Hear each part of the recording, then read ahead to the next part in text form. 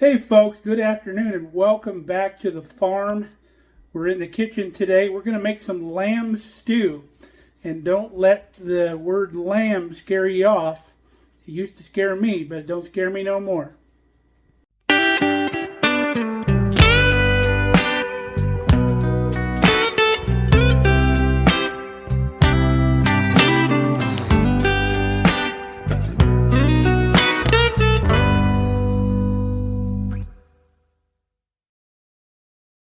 I think I've mentioned before on the channel that I never cared for lamb at all. I've had it when I was younger and even as an adult, and it just didn't taste good.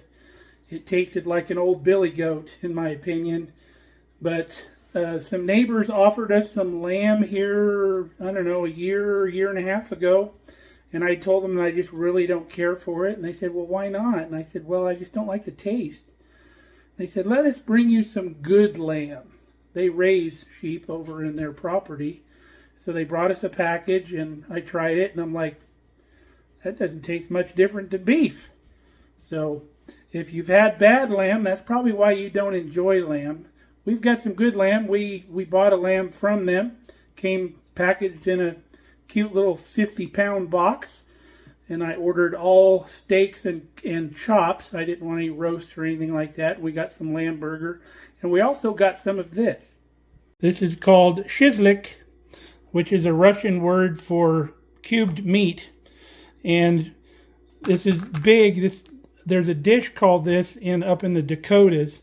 And they just kind of cook this and season it in the cubes and eat it kind of like burnt ends almost. But that's a dish that they serve. We're going to use this to make some lamb stew. So let's get started. We're going to start with our Dutch oven. We've got the fire on high underneath, get this thing warmed up. And by the way, if anybody has a trick to clean these enameled pots, please let me know in the comments. I feel so bad for getting Kelly's nice Dutch oven dirty. So our pot got some heat to it. We're going to add about 2 tablespoons of good olive oil here. We're going to let that heat up. Okay, I think our oil is sufficiently hot, so we're going to add our shizlik here into the mix. You can hear that sizzle, what you want to hear. So we're going to season this up and brown it. We got our meat going. We're going to season it up with our favorite seasoning. Probably at least a couple teaspoons in there. We'll roll it around and give it another shot. We'll end up with a total of about 2 teaspoons. Alright, got the one side done. We'll give it a little bit more on this side, and that'll be pretty good. So we're going to keep turning this. We're going to evaporate the liquid. We're still cooking on high because any moisture that comes out of the meat we want to evaporate off so it will brown. We're also going to give our meat some black pepper in here. A little bit of that. Okay, our meat is coming around. Basically, I'm just stir frying this. Not much different than what you would do in a wok. So she looks good. You want to keep it moving so you don't get any burnt stuff on the bottom of the pot. It's going to eventually develop. We just don't want it to be absolutely burnt. Brown bits are our friend. That's why I keep a little cup of water here in case I start getting any stuff on the bottom that's too dark. I will hit it with just a touch of water and it'll come right up. Our meat is good and browned. We're going to take it out and put it in a dish, and we'll throw our vegetables in. We have 2 ribs of celery, 2 carrots, and a whole onion.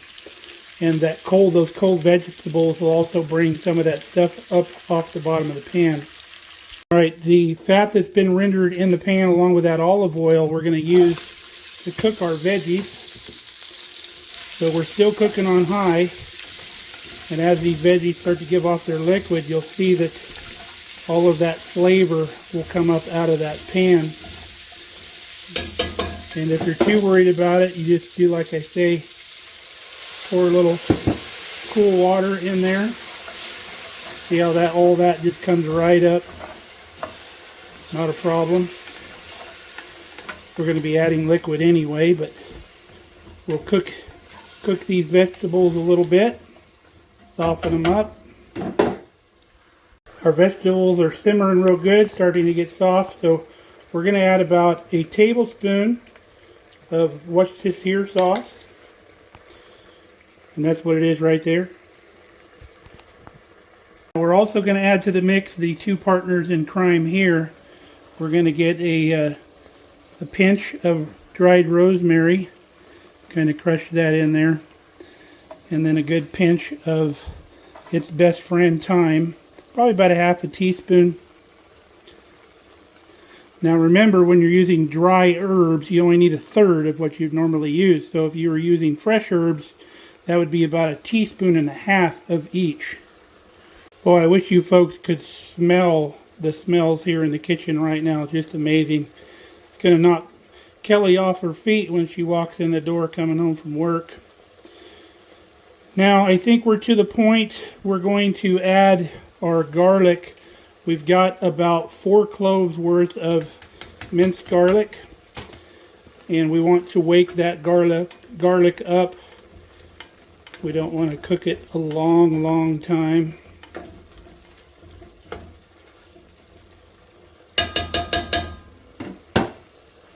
Now, next thing we're going to add is about 2 tablespoons of tomato paste, and to that I've mixed 2 tablespoons worth of Irish whiskey. You can leave this out. You can use wine, you can use vinegar, you can use anything you want, but that's what we've used.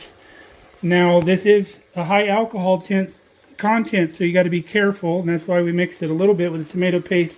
This may or may not flame up on you. Just make sure you don't put your face over the pot. If it gets too bad, you have your lid ready here to put on the pot and snuff the fire out. So we're going to go ahead and throw this in. Usually it does not flame up. And you don't have to worry about the alcohol, folks, because it boils off at 180 degrees. And we're well above 212 here with this boil going on. So it leaves the party pretty quick, and you're left behind with that little bit of whiskey flavor in the background that gives it kind of an Irish touch, but it's really good. Our stew is just absolutely smelling amazing. So let that go for a little bit, and then it'll be time to put the meat back in, and then we'll bring some water in and we'll fill up just to cover everything.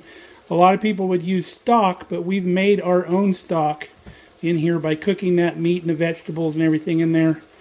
We've thus created stock right in our pot. Also, at about this point, you want to start your oven on 300 degrees. You want to make sure your rack is far enough down that will accommodate your Dutch oven with the lid on. Wow, folks, look at that beautiful, rich flavor in there. Just amazing. So in goes the meat back in the party with the accumulated juices that were in that pan. And then now we're going to get some water in here just to cover.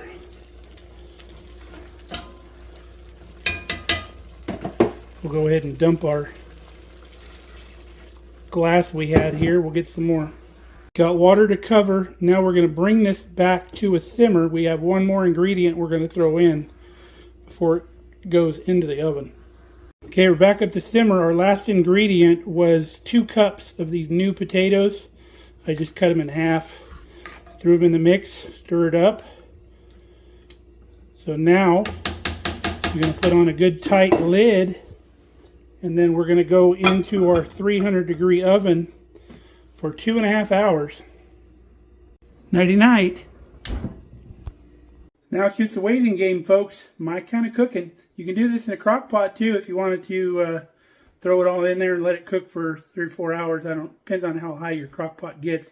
If it goes up to 300, just put it on that. It'll be about the same thing.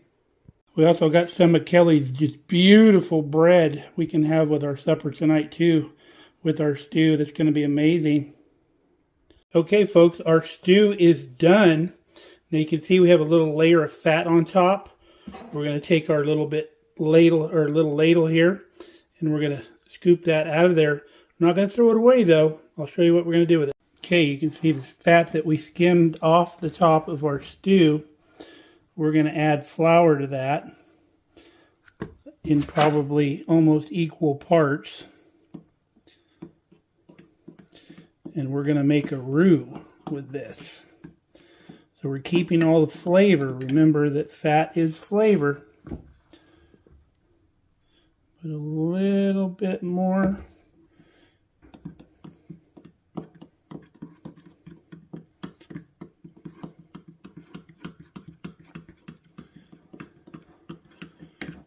Maybe just a touch more. We're almost there. About like that.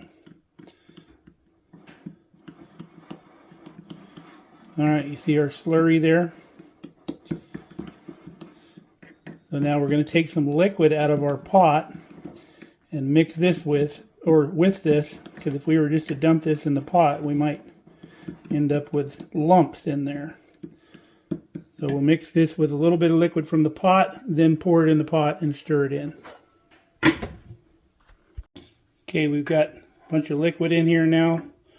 Stir this in, and now we can dump that in the pot. Alright folks, we don't even have to turn the heat back on, because remember this thing was simmering coming out of the oven. So you see how that thickened that up just beautifully.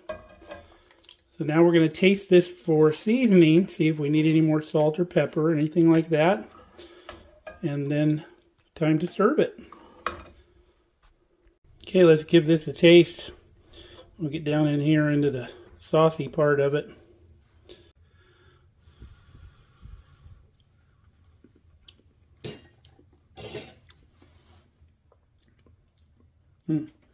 That doesn't need anything. It's perfect. Kelly's home. Say hi, babe. Hi, babe. Here we go. Look at that. Got some chopped scallions on the top. Absolutely looks amazing. Can't wait for supper. Well, folks, that was the best stew I've had in a long time. Phenomenal recipe. Definitely going to be having that again in the near future. Now, you don't have to use lamb in this stew. You can use any meat you want, from beef to chicken to pork, whatever you want to use. It'll come out fantastic. Highly encourage you to try that. That's all I have left for lunch tomorrow, and that'll taste even better tomorrow. Well, we hope you enjoyed this recipe, and I really hope you try it. You're going to love it. So till next time, stay safe, stay healthy. We love you guys. Come back and see us here on the farm. We'd really love to have you.